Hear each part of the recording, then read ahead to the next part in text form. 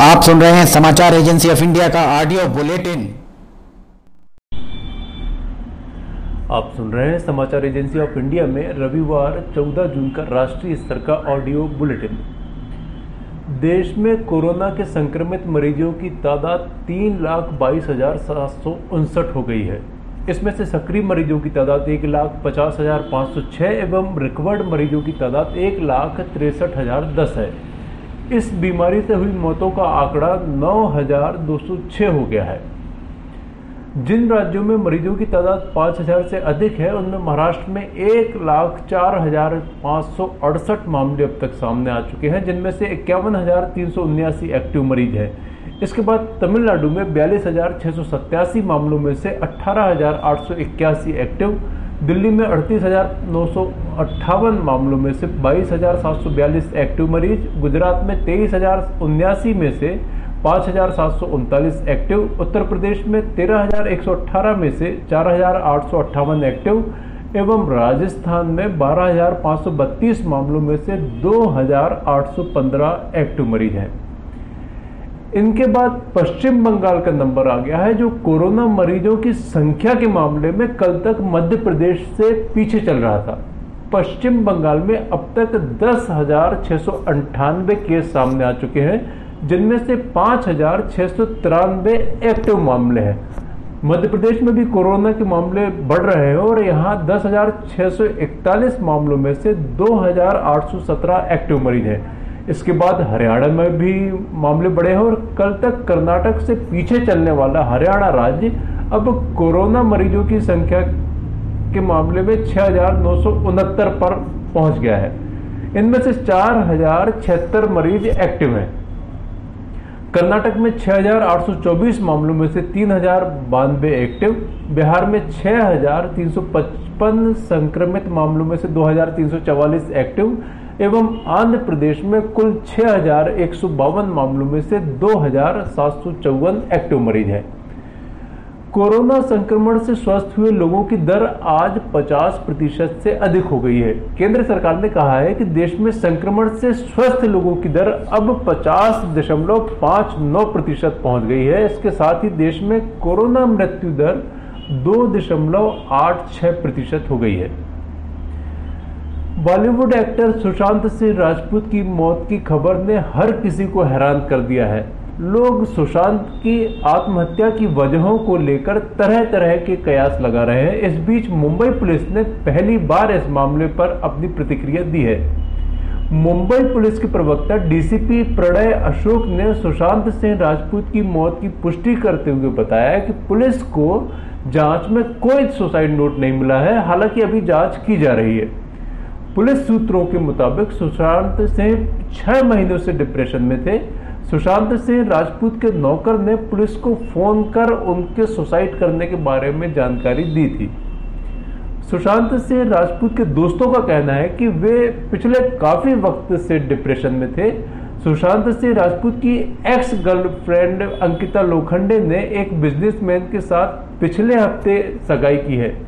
सुशांत की मैनेजर रही दिशा सालियन ने भी 5 दिन पहले ही सुसाइड कर ली थी। सूत्रों का कहना है कि इस मामले में सुशांत से भी पूछताछ की गई थी। इस बीच सुशांत के परिवार का रो रो कर बुरा हाल है। उनके बुजुर्ग पिता की बेटे की मौत की खबर पाकर तबीयत बिगड़ गई है। सुशांत के मामा ने न्यायिक जांच की मांग की है। परिवार के लोगों के मुताबिक सुशांत एक बंगाली लड़की से परेशान थे।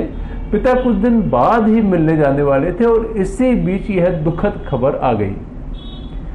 भारत में लॉकडाउन खोले जाने के साथ ही साथ देश के अलग अलग हिस्सों में बढ़ रहे कोरोना के पॉजिटिव मामलों ने केंद्र और राज्य सरकारों की नींदें उड़ा दी हैं। इस बीच कुछ राहत की उम्मीदें भी जगने लगी हैं। एक और दुनिया भर में एक्टिव मामलों की तुलना में ठीक हो चुके लोगों की संख्या ज्यादा हो चुकी है, वहीं भारत में भी रिकवरी रेट में सुधार हुआ है।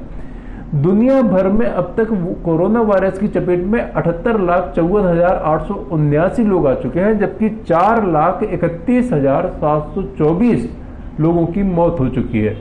पॉजिटिव पाए गए मामलों में से अभी तक 34,05,411 केस एक्टिव हैं। ये वे लोग हैं जो अभी भी वायरस की जद में हैं और उनका उपचार चल रहा है। अच्छी खबर यह है कि वायरस को हराने वालों की संख्या एक्टिव मामलों से आगे निकल चुकी है। दुनिया भर में कुल 40,17,744 लोग अब तक ठीक हो चुके हैं। भारत की बात की जाए तो यहाँ रिकवरी रेट 50% के ऊपर निकल गया है। स्वास्थ्य एवं परिवार कल्याण मंत्रालय के मुताबिक शनिवार शाम तक देश में 1,54,329 लोग इन्फेक्शन को मात दे चुके हैं। हालांकि भारत अभी सबसे ज्यादा इन्फेक्शन के मामले में दुनिया में चौथे नंबर पर है। अब बात करते हैं लॉकडाउन के प्रवासियों की। लॉकडाउन में फंसे प्रवासियों को अपने घर लौटने के लिए काफी तकलीफ उठानी पड़ी। सरकारों की ओर से इंतजाम किए गए बस और श्रमिक स्पेशल ट्रेनें भी चलाई गई। अब एक volunteer group Stranded Workers Action Network स्वान के सर्वे में सामने आया है कि घर जा रहे 85% मजदूरों को अपना किराया खुद देना पड़ा। यह सर्वे सरकारों के उस दावे की पोल खोलता है जिसमें कहा गया है कि बस और ट्रेन का किराया मजदूरों से नहीं लिया जा रहा है। तमाम राज्यों सरकारों ने दावा किया था कि उन्होंने प्रवासी मजदूरों का किराया अपने पास से दिया है। स्वान के सर्वे के मुताबिक सुप्रीम कोर्ट का 28 मई का वह आदेश काफी देरी से आया जिसमें सरकारों को कहा गया कि वे प्रवासियों के जाने का खर्च उठाएं। जानकारी के मुताबिक मई की शुरुआत में ही काफी प्रवासी अपने घरों को जा चुके थे।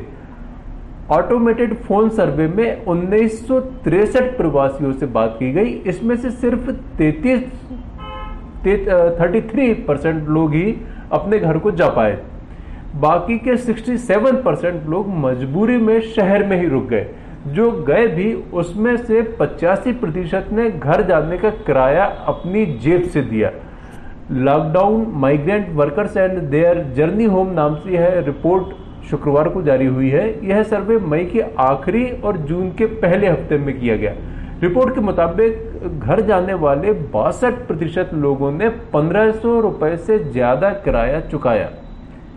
रिपोर्ट में यह भी कहा गया है कि नौकरी या काम न होने की वजह से ज्यादातर प्रवासियों ने पलायन शुरू किया। घर लौटने की इच्छा या अकेले होने की वजह से पलायन की वजह बहुत कम ही है। कहा गया है कि अभी भी फंसे हुए लोगों में 75% काम न मिलने की समस्याओं से रूबरू हो रहे हैं।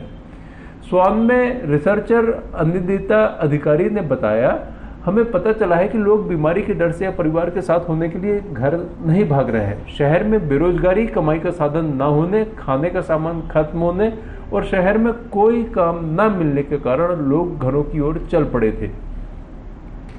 सरकार ने कहा है कि सोशल मीडिया पे चल रहा सख्त लॉकडाउन लगाने का दावा करने वाला आदेश, इस समाचार को फिर से सुन लीजिए। सरकार ने कहा है कि सोशल मीडिया पर चल रहा सख्त लॉकडाउन लगाने का दावा करने वाला संदेश असत्य है। प्रेस सूचना कार्यालय पीआईबी ने ट्वीट में कहा है कि यह फर्जी समाचार है। पीआईबी ने स्पष्ट किया कि ऐसी किसी योजना पर विचार नहीं चल रहा है। पीआईबी ने लोगों से अफवाहों से बचने का आग्रह किया है।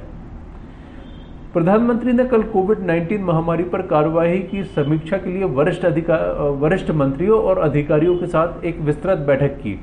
बैठक में दिल्ली सहित विभिन्न राज्यों और केंद्र शासित प्रदेशों की स्थिति का जायजा लिया गया। इस दौरान गृह मंत्री, स्वास्थ्य मंत्री, प्रधानमंत्री के प्रधान सचिव, कैबिनेट सचिव, स्वास्थ्य सचिव, आईसीएमआर के महानिदेशक और अधिकार प्राप्त समूहों के अन्य अधिकारियों ने भाग लिया। बैठक में सदस्यों ने कहा कि देश में कुल मामलों का 2/3 हिस्सा 5 राज्यों में है। बड़े शहरों के सामने आने वाली चुनौतियों के मद्देनजर परीक्षण बढ़ाने के साथ ही साथ दैनिक मामलों की चरम स्थिति को प्रभावी ढंग से संभालने के लिए बिस्तरों और सेवाओं की संख्या पर चर्चा की गई। बैठक के दौरान ही राजधानी में कोविड-19 के वर्तमान और उभरते परिदृश्य पर भी चर्चा की गई और अगले 2 महीनों के आकलन पर विचार किया गया। केंद्रीय गृह मंत्री अमित शाह ने कहा कि भारत कोरोना महामारी से कड़ा संघर्ष कर रहा है और सरकार को उन लोगों से बड़ी हमदर्दी है जिन्होंने इस महामारी से अपने प्रियजनों को खो दिया है। उन्होंने कहा कि कोरोना से मृत्यु का शिकार हुए लोगों के अंतिम संस्कार के लिए नए दिशा निर्देश बनाए गए हैं। इससे उन्हें अंतिम संस्कार के लिए प्रतीक्षा नहीं करनी होगी। उन्होंने कहा कि प्रधानमंत्री मोदी के नेतृत्व में देश कारगर तरीके से महामारी से निपटने का प्रयास कर रहा है और कई स्वैच्छिक संगठन भी अच्छा कार्य कर रहे हैं। उन्होंने कहा कि सरकार ने एनसीसी, एनएसएस, स्काउट्स, गाइड्स जैसे संगठनों और स्वयंसेवी संगठनों को भी बीमारी से निपटने में मदद लेने का फैसला किया है। स्वास्थ्य और परिवार कल्याण मंत्रालय ने कोविड-19 के उपचार के लिए नए दिशा निर्देश जारी किए हैं। सूंघने और स्वाद की क्षमता खत्म होने को कोरोना वायरस संक्रमण के नए लक्षणों में शामिल किया गया है। स्वास्थ्य मंत्रालय ने सुझाव दिया है कि दवा रेमडेसिविर, कन्वालेसेंट, प्लाज्मा थेरेपी, टुसिलजुमाब तथा हाइड्रोक्सी क्लोरोक्विन का इस्तेमाल कोविड के मरीजों की स्थिति देखकर ही किया जाना चाहिए। मंत्रालय ने सलाह दी है कि रेमडेसिविर दवा उन रोगियों को दी जा सकती है जो संक्रमण के मध्यम स्तर में है और ऑक्सीजन सपोर्ट पर है। कन्वालेसेंट प्लाज्मा उन मरीजों को दिया जाना चाहिए जो ऑक्सीजन पर है और स्टेरॉयड के इस्तेमाल के बावजूद उनकी ऑक्सीजन की जरूरत लगातार बढ़ रही है। वहीं हाइड्रोक्सी क्लोरोक्विन का इस्तेमाल संक्रमण की शुरुआत में किया जाना चाहिए और यह गंभीर रूप से पीड़ित मरीजों को नहीं दी जानी चाहिए। दिल्ली में 10 से 49 बिस्तर वाले सभी नर्सिंग होम को कोविड नर्सिंग होम घोषित कर दिया गया है। दिल्ली सरकार ने आदेश दिया है कि ऐसे सभी नर्सिंग होम को कोविड वाले बिस्तर रोगियों को उपलब्ध कराने होंगे। दिल्ली के मुख्यमंत्री अरविंद केजरीवाल ने कहा है कि इस फैसले से राजधानी में कोरोना वायरस महामारी के इलाज के लिए 5000 से अधिक बिस्तर उपलब्ध हो जाएंगे। उन्होंने डॉक्टरों से अपील की है कि वे दिल्ली सरकार की कोरोना टेलीमेडिसिन हेल्पलाइन के लिए स्वैच्छिक सेवाएं प्रदान करें।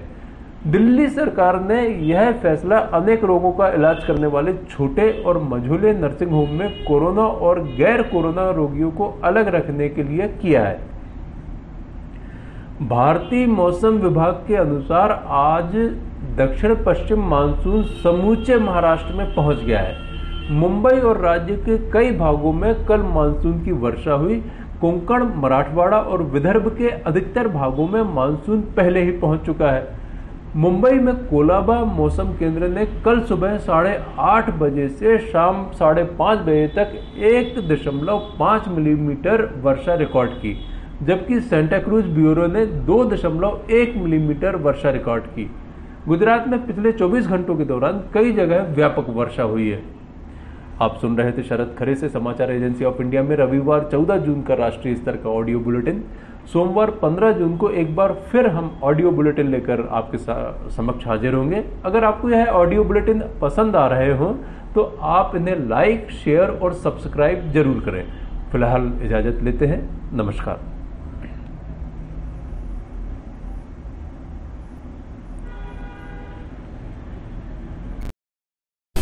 आज हम आपको बताते हैं समाचार एजेंसी ऑफ इंडिया की चैनल को आप सब्सक्राइब कैसे करेंगे।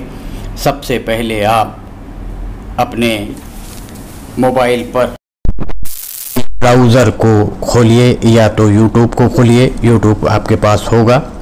YouTube पे आप उसके बाद सर्च बटन दबाइए। सर्च में आप लिखिए LIMTYKHARE।